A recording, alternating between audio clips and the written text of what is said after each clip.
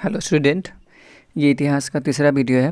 पहले दो वीडियो में साहित्यिक इतिहास और पुरातात्विक स्रोत के बारे में मैं बता चुका हूँ। और ये तीसरा वीडियो में प्रागैतिहासिक काल के बारे में बताना है। ठीक है, तो चलिए इसका देखते हैं क्या क्या मेन इंपॉर्टेंट या क्वेश्चन आता है। तो आज का इसका पहला क्वेश्चन है, भारतीय पाषाण कालीन संस्कृति को विद्वानों ने तीन कालों में विभाजित किया है। पहला काल है पुरापाषाण काल, दूसरा मध्य पाषाण काल और तीसरा नवपाषाण काल। ठीक है, इसका नेक्स्ट देखते हैं। नेक्स्ट इसका टॉपिक क्या है। पुरापाषाण काल को भी तीन भागों में विभाजित किया गया है। पहला निम्न पुरापाषाण काल, दूसरा मध्य पुरापाषाण काल और इसका तीसरा है उच्च पुरापाषाण काल। ठीक है, इसे भी तीन कालखंडों में विभाजित किया गया था। पहला में निम्न पुरापाषाण काल, दूसरा में मध्य पुरापाषाण काल और तीसरा में उच्च पुरापाषाण काल। वो ऐसे इसलिए किया जाता है क्योंकि ताकि इतिहास को समझने में हम लोग को दिक्कत ना हो, प्रॉब्लम ना हो, परेशानी ना हो, जिसके चलते इसे इस तरीक़े से बांटा गया है तीन भागों में, उन्हें भी तीन भागों में। तो देखते हैं अगला इसका पॉइंट क्या आता है। ठीक है, चलिए इसका अगला पॉइंट है, निम्न पुरापाषाण काल में मानव जीवन अस्थिर था। ठीक है, निम्न पुरापाषाण काल में मानव का जीवन कैसा था, तो बिल्कुल अस्थिर था। इसी काल में अग्नि का आविष्कार हुआ था। आई मीन अग्नि का आविष्कार कब हुआ था, तो निम्न पुरापाषाण काल में हुआ था। इस काल में मानव समूह में रहकर शिकार करता था। ठीक है, क्योंकि अकेले कर पाना मुश्किल होता था। भारत में पुरापाषाण कालीन औजारों की खोज सर्वप्रथम 1863 में रॉबर्ट ब्रूस फुट ने की थी। इसका अगला है, इस युग में मुख्य औजार कुल्हाड़ी या हस्त, कुठार, बिदारिनी और खंडक है। इस युग में मानव मूलतः क्वेटरजाइट पत्थर का उपयोग करता था। ठीक है, क्वेटरजाइट एक पत्थर था, उसी का उन लोग उपयोग करते थे। ठीक है, और इस काल में औजारों का प्रयोग करता होमियो इरेक्टस था। ठीक है, अगला इसका, आरंभिक पुरापाषाण युग के स्थल पाकिस्तान में स्थित पंजाब की सोन नदी घाटी में पाई गई है। आरंभिक पुरापाषाण कालीन औजार उत्तर प्रदेश के मिर्ज़ापुर जिले में बेलन घाटी में पाए गए हैं। ठीक है, मध्य प्रदेश के भोपाल के पास भीमबेटका की गुफाओं में भी लगभग 1 लाख ईसा पूर्व के औजार भी हमें प्राप्त हुए हैं, मिले हैं।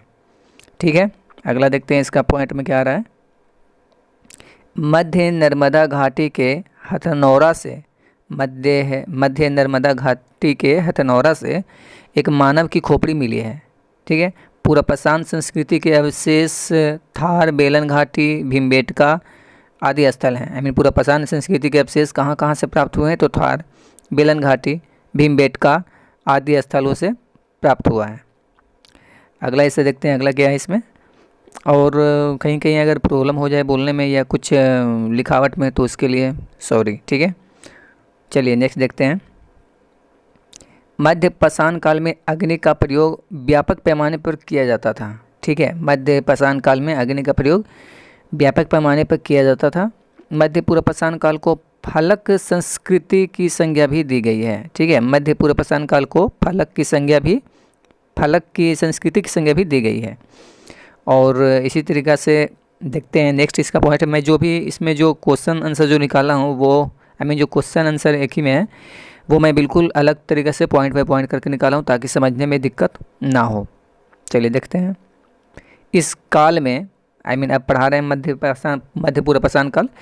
इस काल में पत्थर के गोले से वस्तुओं का निर्माण होता था। ठीक है, पत्थर के गोले से वस्तुओं का क्या करते थे, निर्माण करते थे।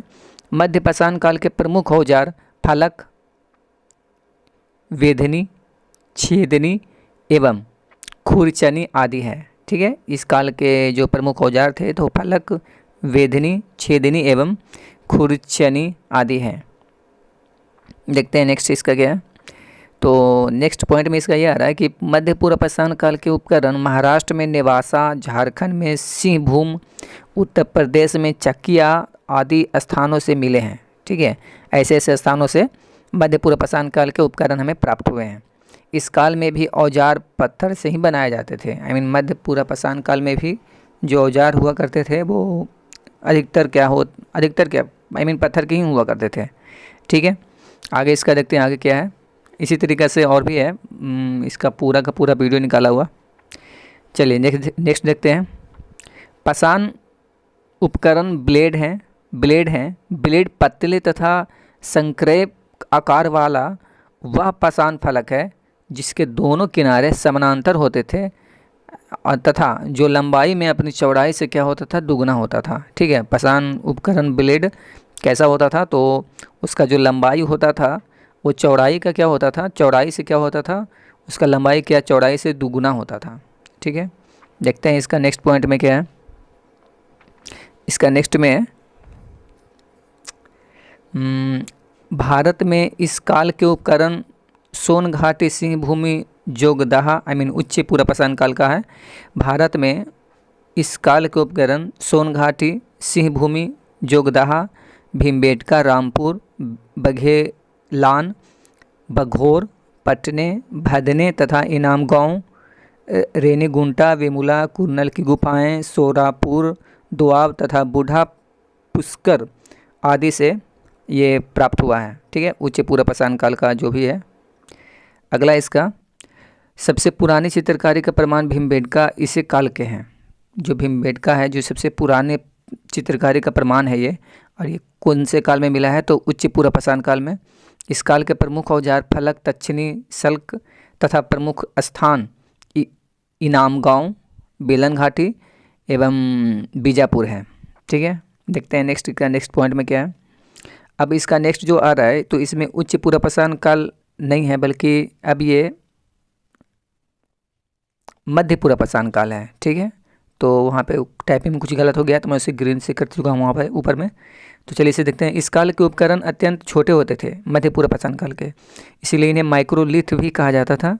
इस काल के प्रमुख केंद्र बेतवा घाटी, सोन घाटी, कृष्णा घाटी, बेलन घाटी तथा नेवासा है। ये सब जो भी है, अब जो भी पॉइंट आएगा सब उच्च पूर्व पाषाण काल का नहीं है बल्कि मध्य पाषाण काल का है। मध्य पाषाण काल के लोग सर्वप्रथम कुत्ते को पालतू पशु बनाए थे। इस काल में मानव अस्थि पंजर का सबसे पहला अवशेष प्रतापगढ़ के सराय नाहर राय तथा महादहा नामक स्थान से प्राप्त हुआ है। मध्य पाषाण काल के जो लोग सर्वप्रथम किस जानवर को पालतू बनाए थे, तो कुत्ते को। इस काल में मानव अस्थि पंजर का सबसे पहला अवशेष हमें कहाँ से प्राप्त हुआ, तो प्रतापगढ़ के सराय नाहर राय तथा महादहा नामक स्थान से प्राप्त हुआ है। इसका नेक्स्ट है ये, और इसका नेक्स्ट भी है तो मध्य पूर्व पाषाण काल का ही है। ये ऊपर में उच्च पूर्व पाषाण काल लिखा हुआ है लेकिन ये है मध्य पूर्व पाषाण काल का। राजस्थान में स्थित सांभर झील मध्य पाषाणिक स्थल प्राप्त हुए हैं, जहाँ से विश्व के सबसे पुराने वृक्षारोपण का साक्ष्य भी हमें मिलता है। इस काल में पत्थर के छोटे औजार हुआ करते थे। ठीक है, यानी मध्य पूर्व पाषाण काल में जो पत्थर के छोटे छोटे औजार बनाया करते थे राजस्थान में। और ये कहाँ से प्राप्त हुआ है, कहाँ से, तो राजस्थान में स्थित सांभर झील मध्य पाषाणिक स्थल है। मध्य पाषाणिक स्थल कौन सा है, तो राजस्थान में स्थित सांभर झील मध्य पाषाणिक स्थल प्राप्त हुआ है। यहाँ से विश्व के सबसे पुराने वृक्षारोपण का साक्ष्य भी मिलता है। वृक्षारोपण का अगर पूछा जाए कि वृक्षारोपण का सबसे पुराना साक्ष्य कहाँ से मिलता है, तो ये मिलता है राजस्थान में स्थित सांभर झील के मध्य पाषाणिक स्थल से प्राप्त हुए हैं। ठीक है, वीडियो देखने के लिए थैंक यू।